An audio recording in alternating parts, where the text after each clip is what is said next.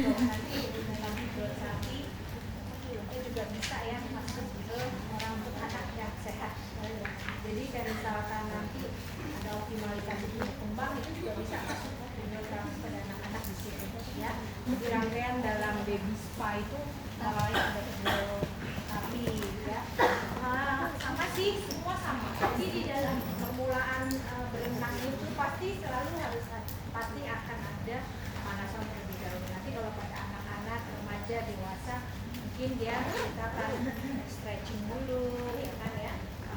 Kalau pada anak-anak ya dia dikenali air, mungkin kakinya. Yang paling penting adalah dia tidak boleh nangis, dia tidak boleh takut. Jadi tantangan kita bagaimana anak yang tadinya takut sama air itu nanti begitu selesai dia pengennya masih takut.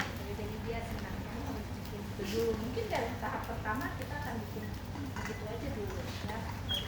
Terus kemudian ada space class jadi Yara, boleh tolong taruh di depan dulu. Jadi setelah cipratan sukanya sampai baru kita melakukan calling on ya. Jadi mau dibina ini anak maunya apa gitu. Kita misalkan pengen tungkainya yang bergerak ya. Nanti ada beberapa teknik mungkin belajarnya nanti kalau optimalisasi tumbuh kembang ya nanti di di semester depan ya, di tahun depan bisa pegang kepalanya supaya kakinya bergerak aktif dan segala macam ya.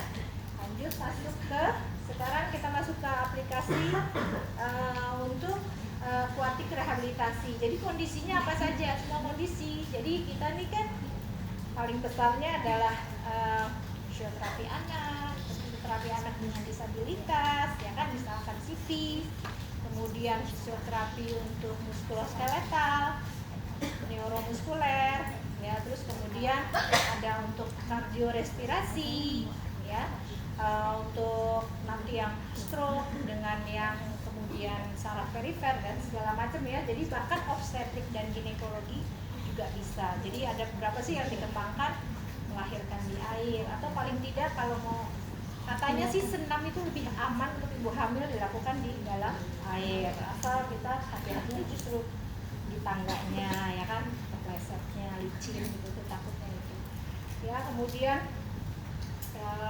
rehabilitasi atlet kita kan sekarang udah mulai masuk di sport injury ya kan. Jadi sebelum nanti kalau ada pasien atlet ya kan datang ke kita penyembuhannya misalkan dia belum bisa menumpu jadi harus gimana dulu, nah itu masuk juga di dalam kategori aplikasi akuatik yang akan kita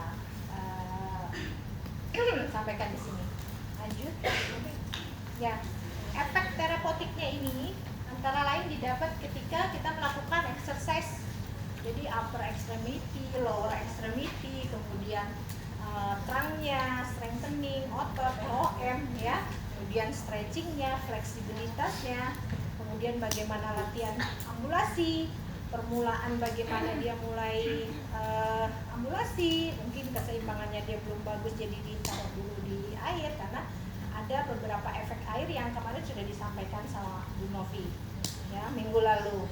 Kemudian juga ada beberapa untuk mengurangi nyeri ya. Kemudian ada yang aktivitas untuk kondisi yang lebih general ya. Tadi sudah dibahas tentang keseimbangan, koordinasi, ketangkasan ya, dan keterampilan kerja. Lanjut. Ya, jadi kenapa sih harus dihidroterapi ya? Dimungkinkan apabila kita mengalami kesulitan latihan yang di darat, maksudnya tidak di dalam air. Jadi kalau ada kesulitan latihan di darat, jadi alternatifnya adalah kita bisa melakukannya di air. Maksudnya kayak gitu. Untuk apa sih? Postural stability misalkan, ya kan, karena ada efek yang kemarin ya. Mungkin kalau pakai turbulensi, terus kemudian ada buoyancy, ada kemampuan apung sehingga dia harus menahan gravitasi, itu juga kan bentuk-bentuk jadi dia strengthening, terus kemudian juga dia bisa menumpu, balance dan segala macam ya. Ya, kadang ada latihan kita juga yang menggunakan alat isokinetik dan isotonik ya, tapi kan kadang bebannya belum mampu, misalkan isotonik ya, kekuatannya sama tapi metriknya isotonik apa coba, ada yang bisa? Mbaknya juga yang ya, biar agak fresh. Iya mbaknya ya.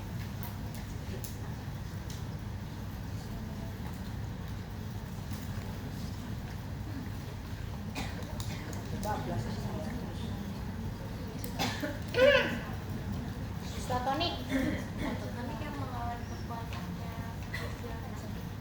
ya, terus apanya yang khususnya? Kan strengthening juga melawan kekuatan fisioterapi kan? Melawan beban, melawan tahanan fisioterapi, tapi apa bedanya dengan iso? Ada isonya, ada baba. Ada yang bisa? Ya, bisa ya. Tekniknya sama. Ya, jadi kekuatannya sama. Ya. Gerakannya bisa berbeda. Jadi ada ROM-nya beda dengan isometrik. Kalau metriknya sama, tapi kekuatannya mungkin bisa beda, ya kan? Dia tekan, ya kan? Dia nggak pergi kemana-mana tuh ketika tekan lutut, tapi tekan lagi, ambil kecil sampai ininya keangkat, apa namanya? Tungkai bawahnya keangkat, ya? Itu kan kekuatannya udah beda. Jadi itu bedanya isometrik dan isotonik. Itu belum bisa dilakukan dengan alat. Kalau di tempat kita ada alat namanya semacam eccentric, Cybex, ya, yang bisa diatur kekuatannya, kemampuannya. Dia dites dulu kemampuannya seberapa, baru kita kasih segitu dalam 15 menit, tambah lagi kekuatannya segitu. Itu belum mampu pakai alat, jadi main dulu di air. Jadi bebannya dari mana? Kalau dia turun ke bawah melawan suspensi ke atas, atau dia ke depan dia melawan tahanan dari air. Bisa juga airnya nanti kan kemarin ada yang Novi katakan pakai arus, dorong kan, padahal dia harus ke depan. Ya itu juga untuk kekuatan. Ya. Kemudian selama non weight bearing dan partial weight bearing, udah familiar ya dengan NWB dan PWB ya. Saya singkatannya nggak saya uraikan, nggak saya. Ya jadi kalau nggak bisa di sini pegangnya susah, kita lebih bagus ini tadi air ya. Kemudian preoperasi ya, bisa juga untuk strengtheningnya. Kalau preoperasi itu lebih ke kardiorespirasinya, kesiapan ototnya ya.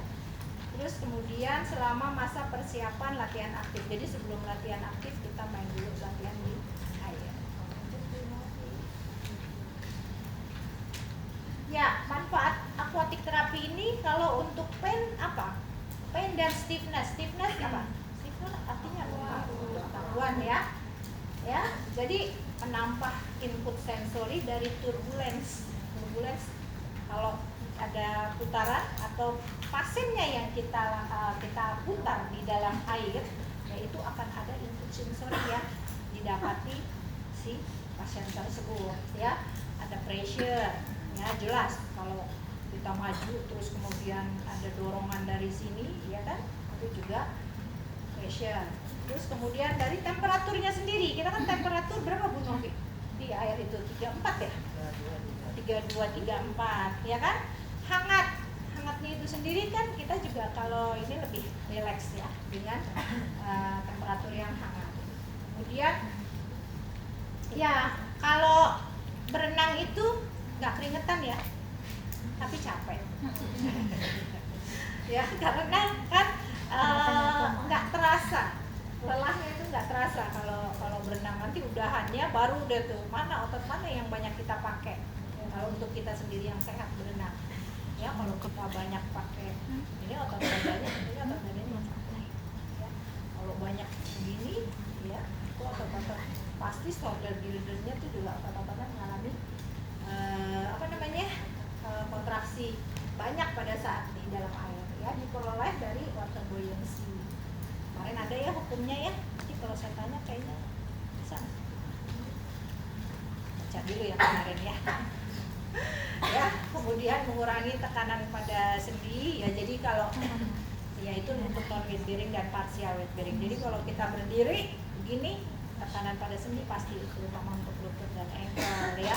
Nah ini kita mau mengurangi tekanan itu sendi, makanya latihannya di air. Yang menambah stimulasi mental sosial dalam mengalihkan nyeri karena nggak terlalu menekan, sehingga sakitnya juga berkurang, sehingga ada efek apa ya? Oh, kalau di air enak ya, nggak ada rasa sakit. Karena dia banyak distraksi yang lain, dia jaga keseimbangan, dia merasakan hangatnya air, ya. Jadi agak teralihkan ya untuk nyeri, atau dilakukannya secara bersama-sama. Ya, jadi ada rasa bahagia. Kamu ngerasain nggak sih kalau berenang itu bahagia? Ya, anak-anak juga kan kayak gitu ya. Ya, ada guru saya bilang kita pengennya jadi kayak anak-anak, karena anak-anak tuh dari kecil di kolam lucu gitu, semua orang senang. Gitu, kita pengen juga kayak gitu, jadi kayak anak kecil yang lagi di berenang di kolam. Ya, untuk kekuatan otot.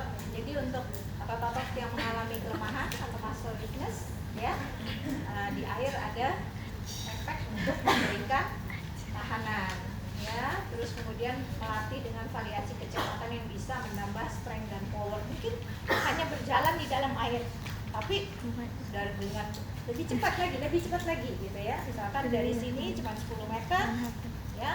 Ya, ini udah kalau ini kan lama ya, kalau untuk orang yang sulit berjalan udah 2 menit Pak, sekarang harus Bapak lebih cepat lagi.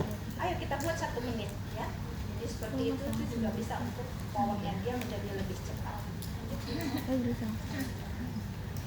Ya, masih manfaatnya adalah postural kompensasi ya, karena turbulence itu ya, kontraksi dari abdominal dan back atau back muscle. Jadi kan kita nahan ya, karena ada pusaran, karena ada dorongan dari air, kita pasti akan tahan. Berarti secara tidak langsung postural kontrol kita juga sudah terbangun.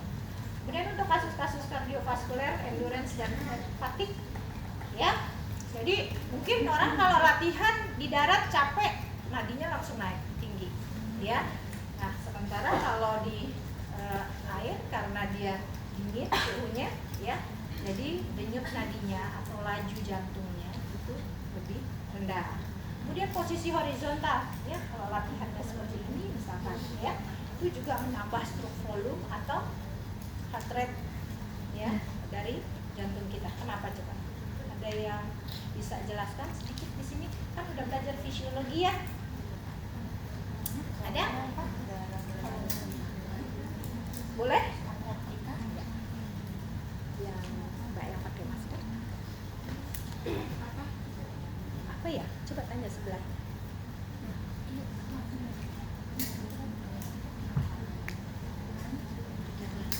Dia juga jadi lupa. Jadi di dalam air itu ada gerakan-gerakan yang horizontal, tapi dia justru bisa menambah stroke volume. Tahu kan stroke volume?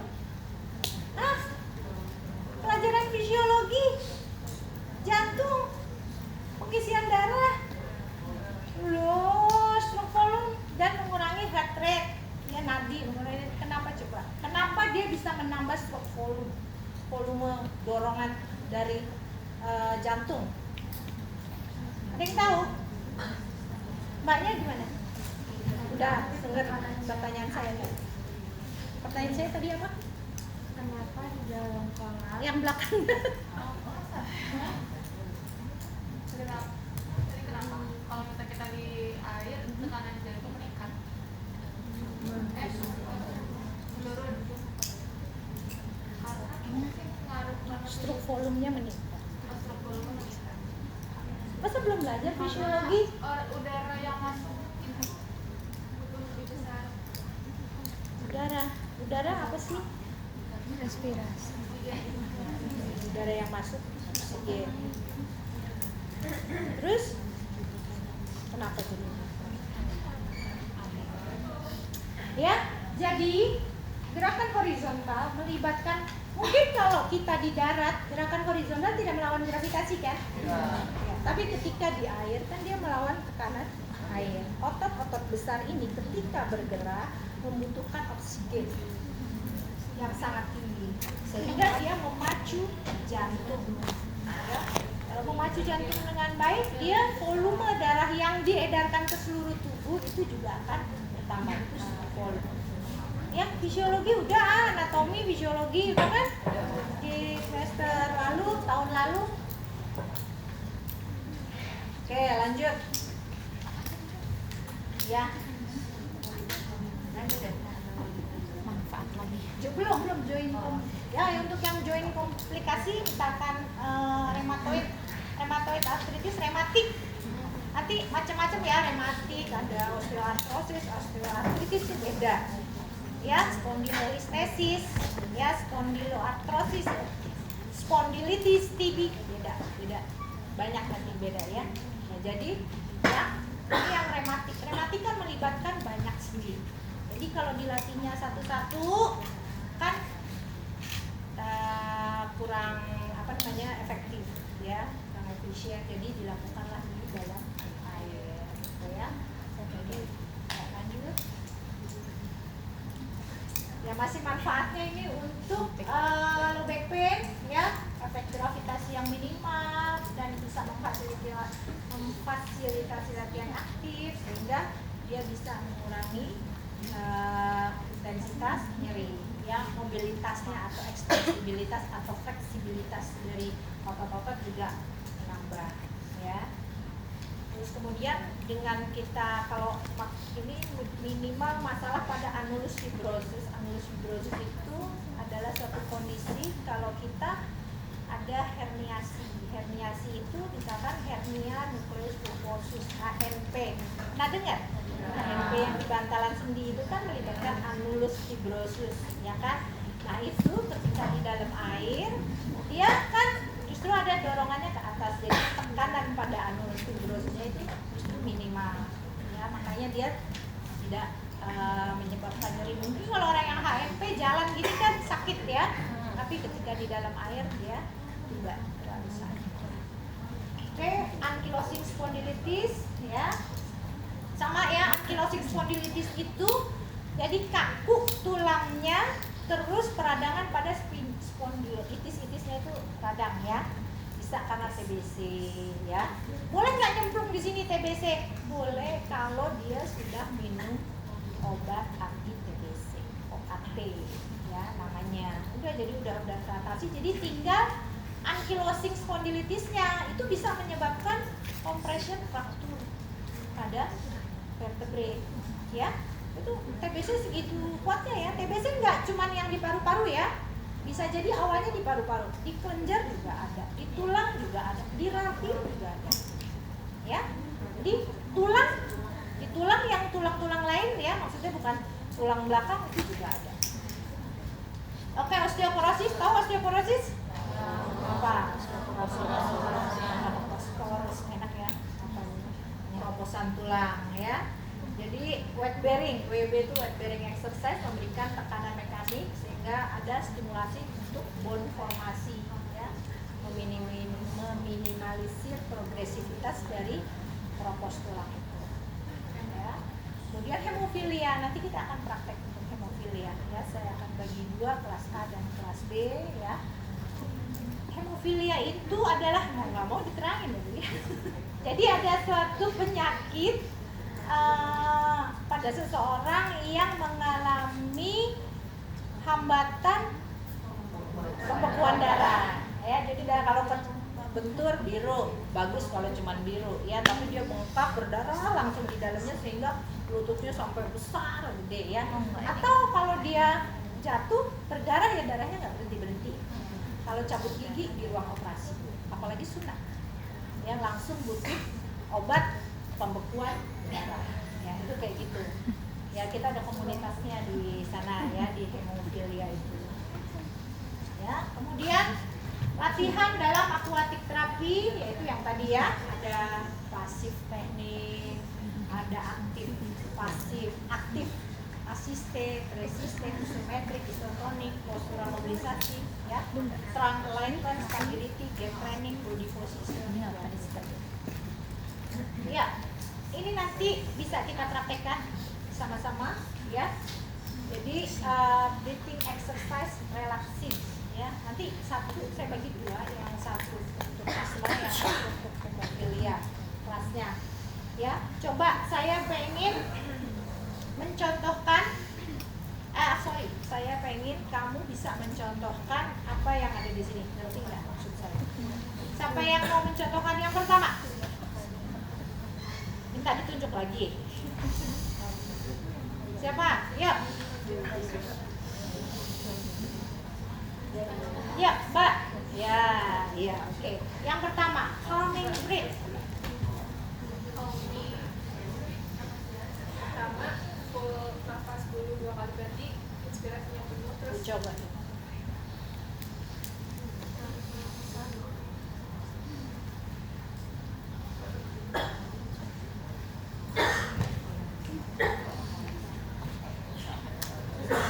still nafas lama. Oke, ya. Enak kan jadi yang pertama? Sekarang rhythm breath dari tengah. Siapa? Boleh? Iya, kamu yang pakai kacamata. Iya.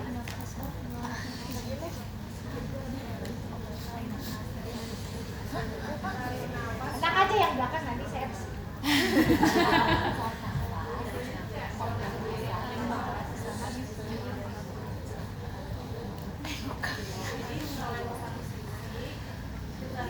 kamu praktekin aja.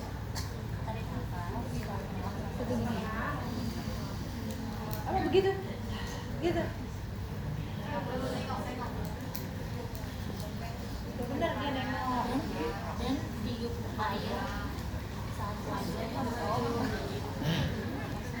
Iya, gitu ya. Ya jadi nafas itu bukan dilepas. Ya sayang dong kalau nafas itu. Kalau nafas kita kan biasa bukan latihan, tapi ini nafas yang buat latihan. Jadi sampai habis. Ya karena pasti kalau ekspirasinya panjang, kita akan inspirasi berikutnya lebih bagus. Ya. Oke, yang ketiga, breath retention. Siapa dari sana yang mau?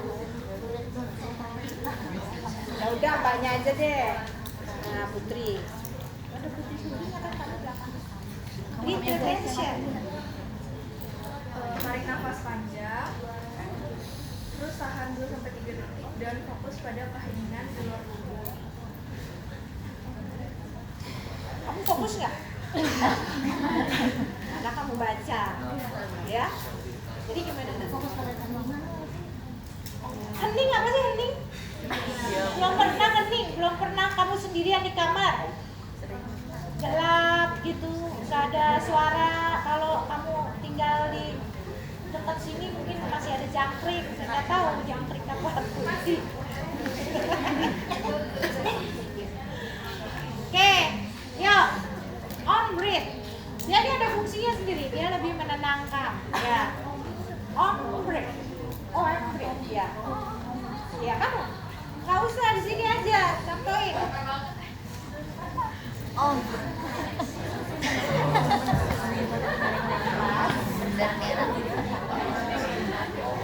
Om. Ini nggak sih? Ya.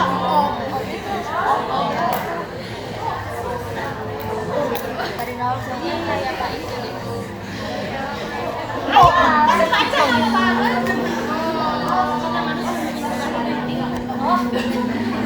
Kalau tadi fokus pada keheningan, kalau yang ini justru fokus pada suara yang kamu keluarkan. Coba. Om.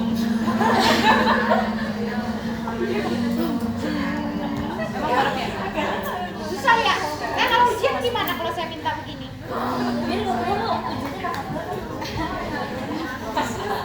Dua minggu lagi tenang. Lanjut. Ya, ini biasa ya, kita masuk ke dalam proses fisioterapi, identitas pasien, ya nama diagnosis medis perhatikan apa, ya. Terus kemudian anamnesa keluhan utama, ya. Semua harus ditanya sama, ya. Ada alergi, ya, ada apa namanya? Mungkin ada yang alergi klorin yang nggak bisa di sini karena kita semua hidroterapi pakai klorin kan untuk itu ya, untuk kebersihan. Indikasi, kontraindikasi, ya. Kemudian kita cek, pastikan, ya. Kita jangan pernah salah ketika melakukan intervensi karena kita tidak memeriksa vital sign. Ya jadi kalau ditanya, dok kok tiba-tiba pasiennya pingsan, gimana nih kronologi kejadiannya? Oh tadi, jadi dia tiba-tiba pingsan aja, begitu saya dudukin terus saya tinggal sebentar, ini udah salah kamu ya. Jadi pasien ini saat ini kemampuannya tidur, dia mau untuk mobilisasi duduk, transfer ambulasi ke duduk, kemudian saya lakukan tensinya cukup 120/80 dengan saturasi 96 dan denyut nadi 100 kali ke menit. Jadi pada menit pertama tidak ada perubahan apa pada pasien ya. Ketika pada menit berikutnya, menit ketiga, pasien tampak pucat ini segala macam ya. Kemudian saya baringkan dan saya tensi ulang, ternyata terjadi penurunan tensi, itu baru kamu fisioterapi ya. Jadi jangan pernah kamu jadi salah gara-gara nggak periksa kita ya. Terutama pasien dewasa, pasien dengan gangguan sistem saraf pusat. Oke, sama ya, secara khusus inspeksi, palpasi, gerak ya, pola geraknya, gerak nafasnya, gerak pasif aktifnya, kemudian ada tes khusus, nanti banyak ya yang bisa dipelajari untuk tes khusus selain yang dituliskan di sini. Terus ya, diagnosa fisioterapi harus dari sekarang sudah bolak-balik ada impairment ya. Impairment itu problem yang kita dapat, kemudian activity limitation-nya apa, dia nggak bisa apa, dia datang ke kita nggak bisa apa, dia nggak bisa jalan karena nyeri gerak misalkan. Jadi impairment-nya mungkin nyeri gerak, terus kemudian ada spasme otot ya kan, ada ROM yang terbatas ya kan, kamu ada pemeriksaan ROM, ada pemeriksaan nyeri. Udah belajar nyeri? Hah? Udah belum? Udah? Pakai apa? Ya, kemudian didapatlah diagnosa fisioterapi yang contohnya masalah gerak dan fungsi terkait apa. Oke, ini plan-nya ya. Kemudian di dalam plan itu ada tujuan jangka panjang, tujuan jangka pendek, goal treatment-nya apa, terus kemudian lakukan intervensi, dosisnya FIT, FITT. Ada yang juga menyebutkan saya dapatnya yang ini ya. Tapi biasanya kita dengan kalau kita sudah nyemplung di dalam air itu paling tidak 30 menit. Ya, jadi kalau 15 menit itu intinya. Jadi udah ada persiapan sebelumnya yang di luar kolam gitu ya. Ada juga yang bisa menyebutkan ini kan treatment time-nya 30 menit ya. Ada juga yang menyebutkan 15 sampai 60 menit ya. Repetisi gerakannya sama, terus kemudian tipenya apa? Oh, udah tahu dosis kan?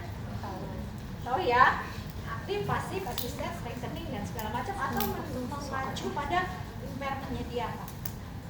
Kalau penggeraknya apa? Evaluasi dokumentasi biasa ya. Lanjut. Oke, nanti kita akan belajar beberapa SPO. Akan ada beberapa SPO. Ini nanti bisa dicari ya. Kamu tinggal kulik di Google apa chat GPT. Kamu kan udah pinter-pinter ya. Ini SPO hidroterapi pada hemofilia, nanti akan saya contohkan adalah hemofilia dan asma.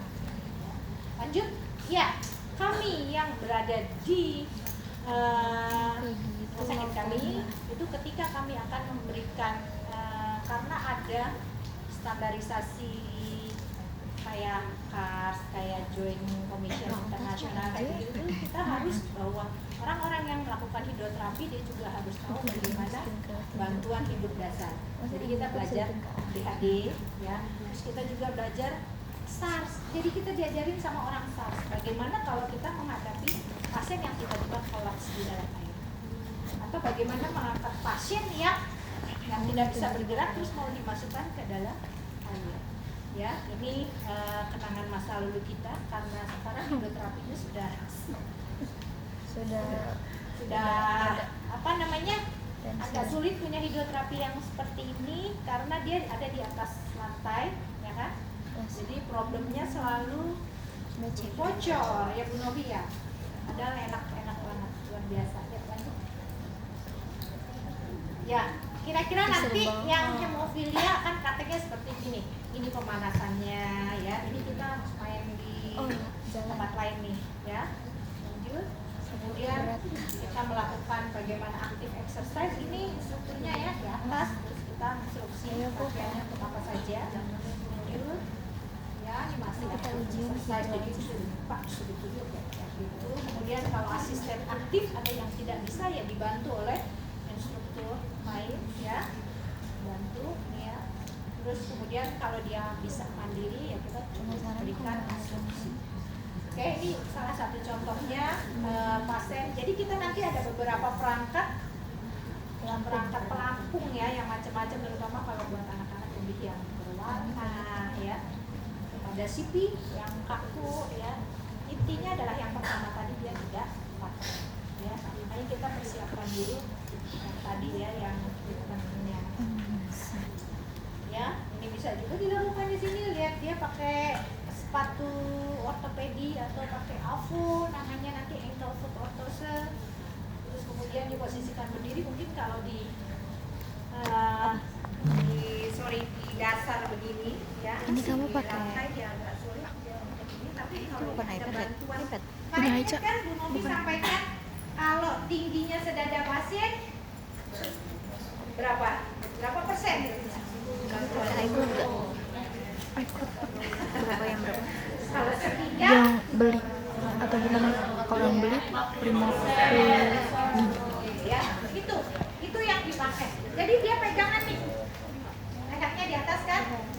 Berarti semua dia ada di ya. Lanjut, kasus stroke saya ya, bisa pakai frame. Kalau kita adanya yang tiduran, jadi dari atas sana dia di apa namanya tadi pakai seperti berangkat tadi, terus kemudian ke tengah, terus baru diturunkan ke bawah, terus disambung sama kita yang jadi struktur itunya.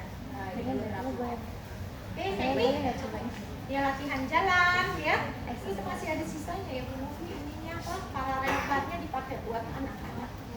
Karena tapi udah nggak ada lautan. Ya. Ini bisa juga ya di pasien dengan kalau seperti itu ya, jadi dia bisa mengapung, dibantu ya, dengan gerakan-gerakan dia mau meluruskan tungkai ya. Ini beberapa gerakan yang BV. Oke, ini antara lain